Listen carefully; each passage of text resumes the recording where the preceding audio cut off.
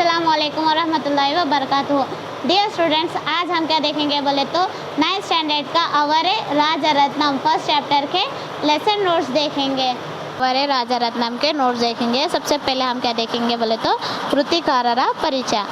KP. Purnachandra Tejasvi ಅವರು 1938ರಲ್ಲಿ ಶಿವಮೊಗ್ಗ ಜಿಲ್ಲೆಯ ತೀರ್ಥನಹಳ್ಳಿ ತಾಲೂಕಿನ ಕೊಪ್ಪಾಳದಲ್ಲಿ ಜನಿಸಿದರು.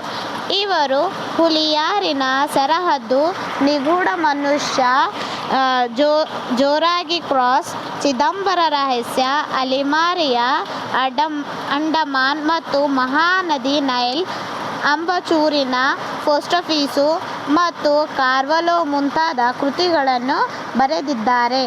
ಶ್ರೀಯುತರಿಗೆ ಕರ್ನಾಟಕ ಸಾಹಿತ್ಯ ಅಕಾಡೆಮಿ ಪ್ರಶಸ್ತಿ, ಕೇಂದ್ರ ಸಾಹಿತ್ಯ ಅಕಾಡೆಮಿ ಪ್ರಶಸ್ತಿ, ಪಂಪ ಪ್ರಶಸ್ತಿ ಮುಂತಾದ ಪ್ರಶಸ್ತಿಗಳು ಲಭಿಸಿವೆ.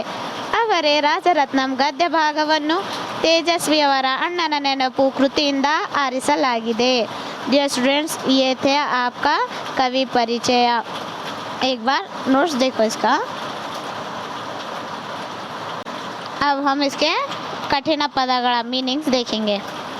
ಅಂಗಲಾಚು ಬೇಡು, ಚಾಡಿ ಇಲ್ಲದನ್ನು ಹೇಳು, ಬಗಲು ಪಕ್ಕೆ, ಶಿರಸವಹಿಸು ಹೇಳಿದಂತೆ ಮಾಡು, ಛೇಮಾರಿ ಹಾಕು, ತಿರಸ್ಕಾರ, ಅಪ್ರತಿಭಾ, ದಿಗ್ಭ್ರಮೆ, ಜೋರು ಮಾಡು, ದಬಾಯಿಸು, ಮೂರ್ಖತನ, ದಡ್ಡತನ, ಸಾಮೂಹಿಕ ಒಟ್ಟು, ಕಿರುಚು, ಜೋರಾಗಿ ಕೂಗು, ಧೋತ್ರ, ಪಂಚೆ, ಸೋಮಾರಿ, ಮೈಗಳ, हेड़व, कुंटा.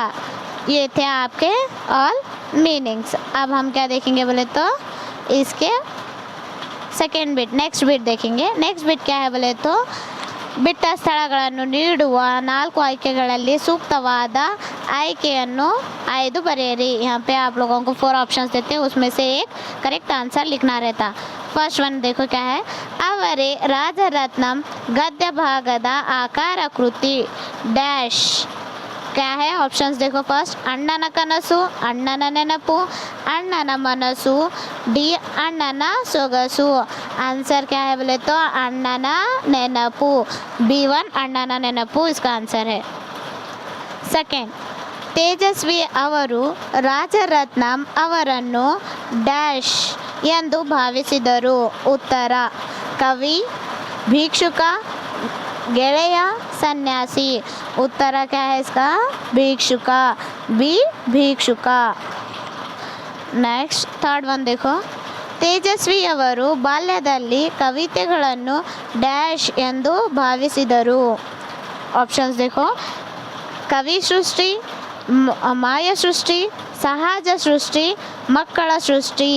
उत्तर क्या है इसका. ಸಹಜ ಸೃಷ್ಟಿ. नेक्स्ट देखो. ಕುವೆಂಪು ಅವರ ಪ್ರಕಾರ ಭಿಕ್ಷೆ ಕೊಡುವುದು ಭಿಕ್ಷಕರನ್ನು ಡ್ಯಾಶ್. ಆಪ್ಷನ್ಸ್ ನೋಡ್ರಿ. ಅವಮಾನಿಸಿದಂತೆ, ತಿರಸ್ಕರಿಸಿದಂತೆ, ಪ್ರೋತ್ಸಾಹಿಸಿದಂತೆ, ಗೌರವಿಸಿದಂತೆ. उत्तर क्या है इसका. प्रोत्साहिसिದಂತೆ. हाँ डियर स्टूडेंट्स, ये हुआ आपके ऑब्जेक्टिव टाइप के क्वेश्चन आंसर्स. अब हम क्या देखेंगे. 1 मार्क के क्वेश्चन आंसर्स देखेंगे. ಒಂದು ವಾಕ್ಯದಲ್ಲಿ ಉತ್ತರಿಸಿ. ಪ್ರಶ್ನೆ 1. ಕುವೆಂಪು ಅವರನ್ನು ಮನೆಯವರೆಲ್ಲ ಏನೆಂದು ಕರೆಯುತ್ತಿದ್ದರು. ಉತ್ತರ ಕುವೆಂಪು ಅವರನ್ನು ಮನೆಯವರೆಲ್ಲ ಅಣ್ಣ ಎಂದು ಕರೆಯುತ್ತಿದ್ದರು. क्या है इसका आंसर. ये है देखो.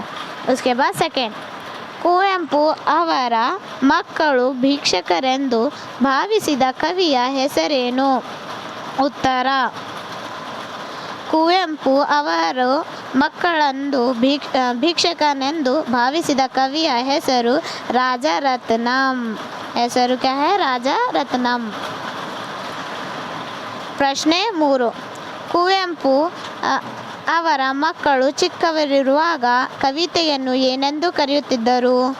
ಉತ್ತರ ಕವಿತೆಗಳು ಸಹ ಹುಡುಗರು ಮಕ್ಕಳು ಮರ ಗಿಡ ಇರುವಂತೆ ಪ್ರಪಂಚದಲ್ಲಿರುವ ವಸ್ತುಗಳು ಎಂದು ಭಾವಿಸಿದರು. ಈಗ ಪ್ರಶ್ನೆ 4. ರಾಜರತ್ನಂ ಅವರ ಪುಟ್ಟಪ್ಪನವರನ್ನು ಏನೆಂದು ತಮಾಷೆ ಮಾಡುತ್ತಿದ್ದರು. ಉತ್ತರ ನೋಡ್ರಿ.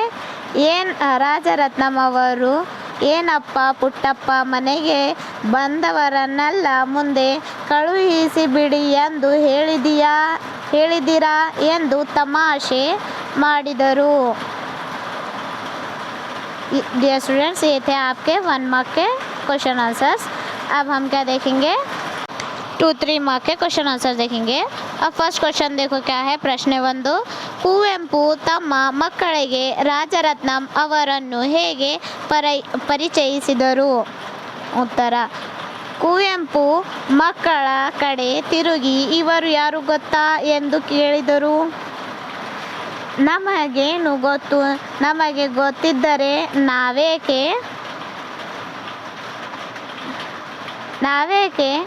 ಮುಂದೆ ಹೋಗಿ ಎಂದು ಹೇಳುತ್ತಿದ್ದೆವು.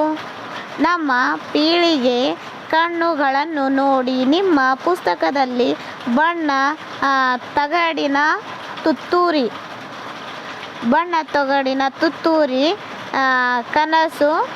ಕನಸಿಗೆ ಕಂಡೇನು ಕಸ್ತೂರಿ ಓದಿದಿರಲ್ಲ, ಇವರೇ ಅದನ್ನು ಬರೆದವರು ಎಂದು ತಮ್ಮ ಮಕ್ಕಳಿಗೆ ರಾಜರತ್ನಂ ಅವರು ಪರಿಚಯಿಸಿದರು.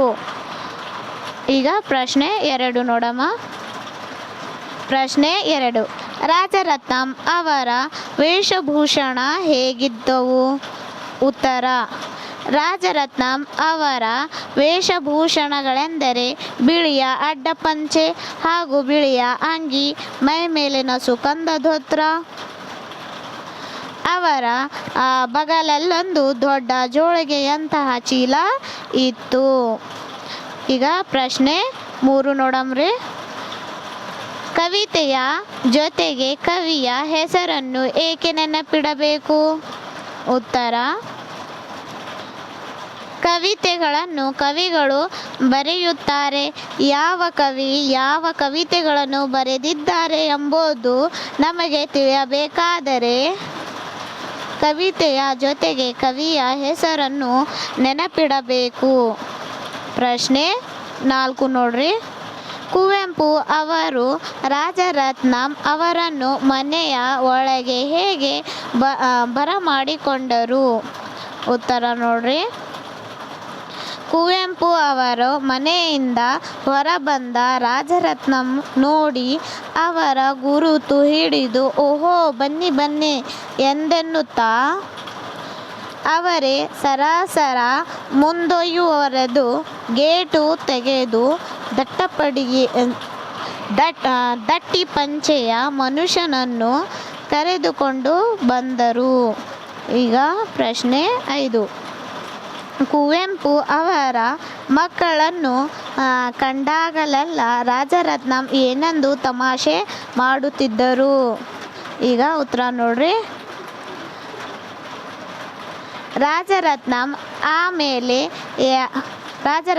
ಆಮೇಲೆ ಯಾವಾಗಲಾದರೂ ಮನೆಗೆ ಬಂದಾಗ ಮಕ್ಕಳು ಕಂಡರೆ ಏನಪ್ಪ ಒಳಗೆ ಬರಬಹುದೇ, ಮುಂದೆ ಹೋಗಬೇಕು ಎಂದು ತಮಾಷೆ ಮಾಡುತ್ತಿದ್ದರು.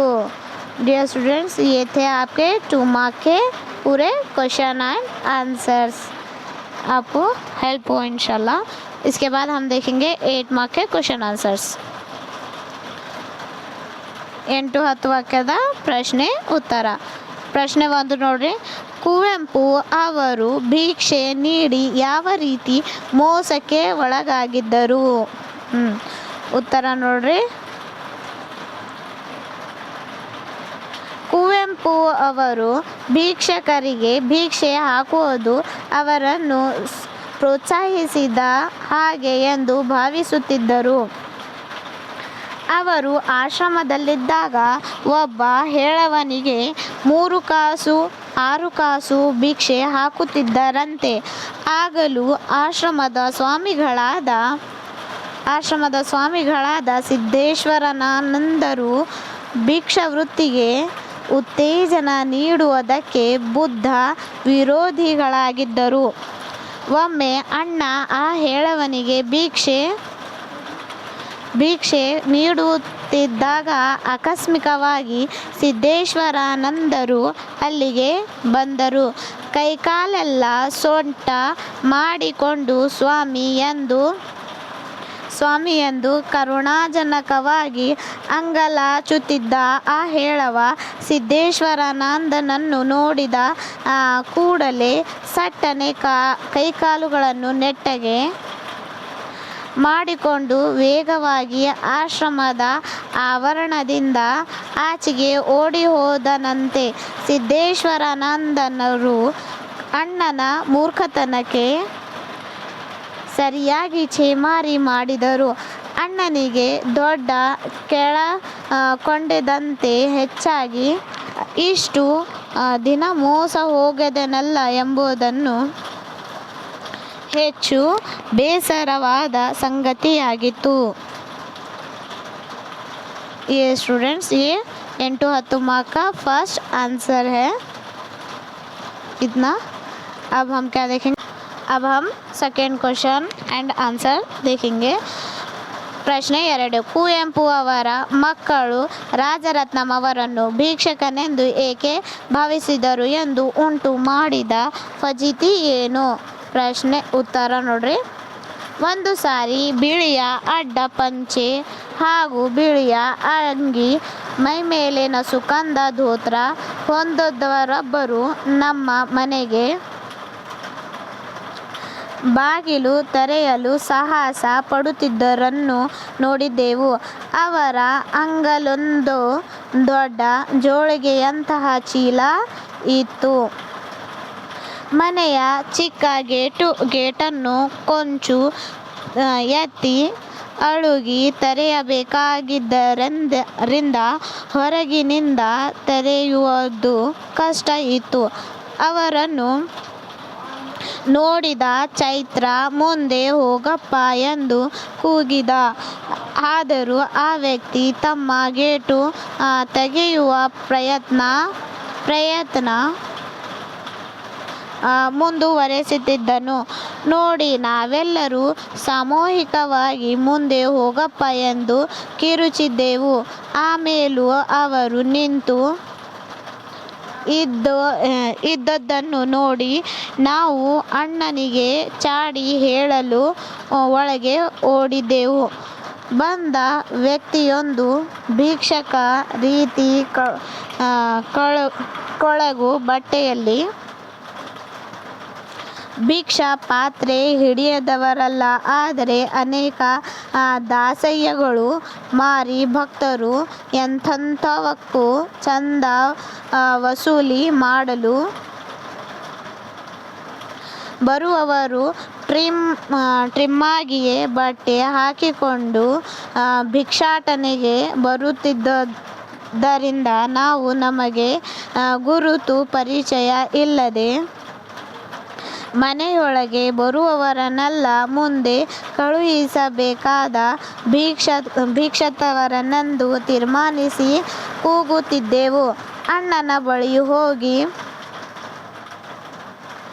ಯಾವನೋ ಒಬ್ಬ ಮುಂದೆ ಹೋಗು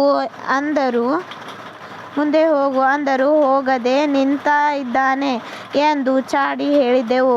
ಅಣ್ಣ ಹೊರಬಂದು ನೋಡಿದವರೇ ಅವರ ಗುರುತು ಹಿಡಿದು ಓಹೋ ಬನ್ನಿ ಎಂದೆನ್ನುತ್ತಾ ಇವರೇ ಸರಸರ ಮುಂದುವರೆದು ಗೇಟು ತೆಗೆದು ದಟ್ಟ ಪಂಚೆಯ ಮನುಷ್ಯನನ್ನು ಕರೆದುಕೊಂಡು ಬಂದರು. ಮುಂದೆ ಹೋಗು ಎಂದು ಹೇಳಿದ ಮನುಷ್ಯನಿಗೆ ಸಿಕ್ಕ ಮರ್ಯಾದೆಯನ್ನು ನೋಡಿ ನಾವು ಅಪ್ರತಿಭರಾಗಿ ನಿಂತಿದ್ದೆವು. ಬಂದ ಅಂತ ಏನಪ್ಪ ಪುಟ್ಟಪ್ಪ, ಮನೆಗೆ ಬಂದವರನ್ನೆಲ್ಲ ಮುಂದೆ ಕಳಿಸಿಬಿಡಿ ಎಂದು ಹೇಳಿದ್ದಾರ ಎಂದು ತಮಾಷೆಗಾಗಿ ಹೇಳಿದರು. ये था डियर स्टूडेंट्स आपके सेकेंड क्वेश्चन का आंसर. अब हम नेक्स्ट बीट देखेंगे. नेक्स्ट बीट कौन सी है बोले तो संदर्भ है. संदर्भ की बीट देखेंगे. ಸಂದರ್ಭ ಪ್ರಶ್ನೆ 1. ಯಾವನೋ ಒಬ್ಬ ಮುಂದೆ ಹೋಗು ಅಂದರೂ ಹೋಗದೆ ನಿಂತಿದ್ದಾನೆ. ಉತ್ತರ देखो इसका. ಈ ವಾಕ್ಯವನ್ನು ಕೆ.ಪಿ. ಪೂರ್ಣಚಂದ್ರ ತೇಜಸ್ವಿಯವರು ಬರೆದಿರುವ ಅಣ್ಣನ ನೆನಪು ಎಂಬ ಕೃತಿಯಿಂದ ಆಯ್ದ ಅವರೇ ರಾಜರತ್ನಂ ಎಂಬ ಗದ್ಯಭಾಗದಿಂದ ಆರಿಸಲಾಗಿದೆ. ಈ ಮಾತನ್ನು ಕುವೆಂಪು ಅವರು ಮಕ್ಕಳ ಕುವೆಂಪು ಅವರಿಗೆ ಹೇಳಿದರು. ರಾಜರತ್ನಂ ಅವರು ಕುವೆಂಪು ಅವರ ಮನೆಗೆ ಬಂದ ಗೇಟು ತೆರೆಯಲು ಸಹಾಯ ಪಡುತ್ತಿದ್ದನ್ನು ನೋಡಿದ ಮಕ್ಕಳು ರಾಜರತ್ನಂ ಅವರನ್ನು ಭಿಕ್ಷುಕನೆಂದು ಭಾವಿಸಿ ಮುಂದೆ ಹೋಗಪ್ಪ ಎಂದು ಹೇಳಿದರು. ಆದರೂ ಕೂಡ ರಾಜರತ್ನಂ ಅವರು ಗೇಟನ್ನು ತೆಗೆಯಲು ಮತ್ತೆ ಪ್ರಯತ್ನಿಸುತ್ತಿದ್ದನ್ನು ಕಂಡು ಕುವೆಂಪು ಅವರ ಮಕ್ಕಳು ಕುವೆಂಪು ಅವರ ಬಳಿ ಹೋಗಿ ಈ ಮೇಲಿನ ಮಾತು ಹೇಳಿದರು. ये था आपके फर्स्ट संदर्भ. अब सेकेंड देखेंगे. ಪ್ರಶ್ನೆ 2. ನಿಮ್ಮ ಪುಸ್ತಕದಲ್ಲಿ ಬಣ್ಣ ತಂಗಡಿನ ತುತ್ತೂರಿ ಕಾಸಿಗೆ ಕಂಡನು ಕಸ್ತೂರಿ ಓದಿದ್ದರಲ್ಲ, ಇವರೇ ಅದನ್ನು ಬರೆದಿದ್ದವರು? ಉತ್ತರ ನೋಡ್ರಿ. ಈ ವಾಕ್ಯವನ್ನು ಕೆ.ಪಿ. ಪೂರ್ಣಚಂದ್ರ ತೇಜಸ್ವಿ ಅವರು ಬರೆದಿರುವ ಅಣ್ಣನ ನೆನಪು ಎಂಬ ಕೃತಿಯಿಂದ ಆಯ್ದ ಅವರೇ ರಾಜರತ್ನಂ ಎಂಬ ಗದ್ಯಭಾಗದಿಂದ ಆರಿಸಿಕೊಳ್ಳಲಾಗಿದೆ. ಈ ಮಾತನ್ನು ಕುವೆಂಪು ಅವರು ಅವರ ಮಕ್ಕಳಿಗೆ ಹೇಳಿದ್ದಾರೆ. ಮಕ್ಕಳು ಕಡೆ ತಿರುಗಿ ನಿಮ್ಮ ಪುಸ್ತಕದಲ್ಲಿ ಬಣ್ಣದ ತಗಡಿನ ತುತ್ತೂರಿ ಕಾಸಿಗೆ ಕೋಡನು ಕಸ್ತೂರಿ ಓದಿದ್ದಿರಲ್ಲ, ಇವರೇ ಅದನ್ನು ಬರೆದವರು ಎಂದು ರಾಜರತ್ನಂ ಅವರನ್ನು ಪರಿಚಯಿಸುವಾಗ ಈ ಮೇಲಿನ ಮಾತು ಬಂದಿದೆ. डियर स्टूडेंट्स, ये था आपका सेकेंड संदर्भ का आंसर. अब हम क्या देखेंगे? थर्ड संदर्भ. ಪ್ರಶ್ನೆ 3. ಏನಪ್ಪ ಒಳಗೆ ಬರಬಹುದೇ ಮುಂದೆ ಹೋಗಬೇಕು? ಉತ್ತರ ನೋಡ್ರಿ. ಈ ವಾಕ್ಯವನ್ನು ಕೆ.ಪಿ. ಪೂರ್ಣಚಂದ್ರ ತೇಜಸ್ವಿ ಅವರು ಬರೆದಿರುವ ಅಣ್ಣನ ನೆನಪು ಎಂಬ ಕೃತಿಯಿಂದ ಆಯ್ಕೆ ಮಾಡಲಾಗಿದೆ. ಅವರೇ ರಾಜರತ್ನಂ ಎಂಬ ಗದ್ಯಭಾಗದಿಂದ ಆರಿಸಲಾಗಿದೆ. ಈ ಮಾತನ್ನು ರಾಜರತ್ನಂ ಅವರು ಕುವೆಂಪು ಅವರ ಮಕ್ಕಳಿಗೆ ಹೇಳಿದರು. ಕುವೆಂಪು ಅವರ ಮಕ್ಕಳು ಒಂದು ಬಾರಿ ರಾಜರತ್ನಂ ಮನೆಗೆ ಬಂದಾಗ ಮುಂದೆ ಹೋಗಪ್ಪ ಎಂದು ಹೇಳಿದರು. ರಾಜರತ್ನಂ ಅವರು ಪರಿಚಯವಾದ ನಂತರ ಅವರು ಅನೇಕ ಬಾರಿ ಕುವೆಂಪು ಅವರ ಮನೆಗೆ ಬಂದಾಗ ಈ ಮೇಲಿನ ಮಾತನ್ನು ತಮಾಷೆಗಾಗಿ ಹೇಳಿದರು. ये था आपके थर्ड संदर्भ का क्या है? Question and answer. अब हम क्या देखेंगे? इसके ग्रामर बिट्स देखेंगे. ಗ್ರಾಮರ್ ಬಿಟ್ಸ್ देखो. ಗುಂಪಿಗೆ ಸೇರಿದ ಪದವನ್ನು ಆರಿಸಿ बरेइरी. देखो यहाँ पे कौन सा वर्ड हम कुछ चूज़ करना है, देखेंगे. फर्स्ट अप्प अण्णा तम्म स्नेहिता. यहाँ पे जो स्नेहिता है वो डिफरेंट है, तो यहाँ पे हमको क्या करना है? स्नेहिता को चूज़ करना है. सेकेंड ಮನೆಯನ್ನು ಕರುವನ್ನು ಏನನ್ನು ಶಾಲೆಯನ್ನು. यहाँ पे उत्तर क्या है बोले तो ಶಾಲೆಯನ್ನು. ಏನನ್ನು है, इसका उत्तर क्या है? ಏನನ್ನು. थर्ड क्वेश्चन देखो. ಬಾಗಿಲು ಕಿಟಕಿ ಜೋಳಿಗೆ ಅಟ್ಟ. ಆನ್ಸರ್ ಜೋಳಿಗೆ. ಸರಾಸರಿ ಬನ್ನಿ ಬನ್ನಿ ಸಟ್ಟನೆ ಪಿಳಿ ಪಿಳಿ. उत्तर क्या है? बन्नी बन्नी.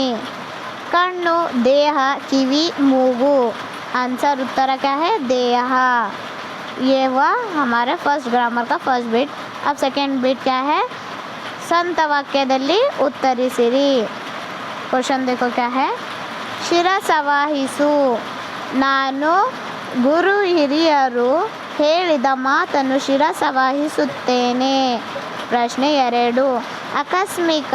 ನಾನು ದಾರಿಯಲ್ಲಿ ಹೋಗುತ್ತಿದ್ದಾಗ ಆಕಸ್ಮಿಕವಾಗಿ ಕಾಲು ಜಾರಿ ಬಿದ್ದಿದ್ದೇನು. ಪ್ರಶ್ನೆ 3. ಛೇಮಾರಿ. ನನ್ನ ಸೋಮಾರಿತನವನ್ನು ನೋಡಿ ನಮ್ಮ ತಂದೆಯವರು ನನಗೆ ಛೇಮಾರಿ ಹಾಕಿದರು. ಪ್ರಶ್ನೆ 4. ಪ್ರೋತ್ಸಾಹ. ಶಾಲೆಯಲ್ಲಿ ನನಗೆ ಪ್ರೋತ್ಸಾಹದಾಯಕ ಯೋಜನೆಗಳು ದೊರೆಯುತ್ತವೆ. ಪ್ರಶ್ನೆ 5. ಕನಿಕ. ದುರ್ಬಲರಿಗೆ ಕನಿಕರ ತೋರಿಸಬೇಕು. ಪ್ರಶ್ನೆ 6. ಅಂಗಲಾಚು. ಪ್ರವಾಸಕ್ಕೆ ಕಳುಹಿಸಬೇಕೆಂದು ನಮ್ಮ ತಂದೆಯವರನ್ನು ಅಂಗಲಾಚಿದ್ದೇನೆ. ये था आपके ग्रामर का सेकेंड बीट. एक बार देख लो इसके सेकेंड बीट का आंसर. अब नेक्स्ट बीट देखेंगे हम क्या है अपोजिट वर्ड्स. विरुद्धार्थक पदಗಳು बोले तो अपोजिट वर्ड्स देखो क्या है करुणे करुणे निष्करुणे कष्ट सुख अपोजिट वर्ड्स. साधारण असाधारण प्रोत्साहिसु कणे गणिसु इसके आंसर्स हो गए. अब हम क्या देखेंगे इसके नेक्स्ट बीट क्या है बहुवचन रूप. एक वचन में जो रहते उसको बहुवचन में लिखना रहता. ಭಿಕ್ಷುಕ ಭಿಕ್ಷುಕರು ಬಾಗಿಲು ಬಾಗಿಲುಗಳು ಚೀಲ ಚೀಲಗಳು ಮಗು ಮಕ್ಕಳು ಸೋಮಾರಿ ಸೋಮಾರಿಗಳು ಕವಿತೆ ಕವಿತೆಗಳು. ये है आपका बहुवचन के नोट्स. अब हम क्या देखेंगे इसके नेक्स्ट बीट देखेंगे विभक्ति प्रत्यय. मने इंद तृतीय विभक्ति प्रत्यय. नेक्स्ट ಊಟವನ್ನು ಅನ್ನು द्वितीय विभक्ति प्रत्यय. नेक्स्ट पुस्तक पुस्तक में कौन सा विभक्ति आता षष्ठी विभक्ति प्रत्यय. नेक्स्ट देखेंगे 5th वन दारिಯಲ್ಲಿ ಅಲ್ಲಿ सप्तमी विभक्ति प्रत्यय. ये वो आपका ग्रामर का बेट. डियर स्टूडेंट्स ये थे आपके फर्स्ट चैप्टर के नोट्स. आई होप आपको ये हेल्प हो. अगर आपके स्कूल में लेसन्स आगे बढ़ गए सो है और उस लेसन के नोट्स अगर नहीं मिल रहे अवेलेबल नहीं है बोले तो आप मेरे को मैसेज करो. मैं पहले उसी लेसन के नोट्स डालूँगी. उसके बाद जो भी रिमेनिंग लेसन्स है उसके नोट्स डालूँगी इंशाल्लाह. नोट्स के वीडियोस डालने की कोशिश करूँगी मैं. आई होप आपको ये यूज़फुल हो. Thank you.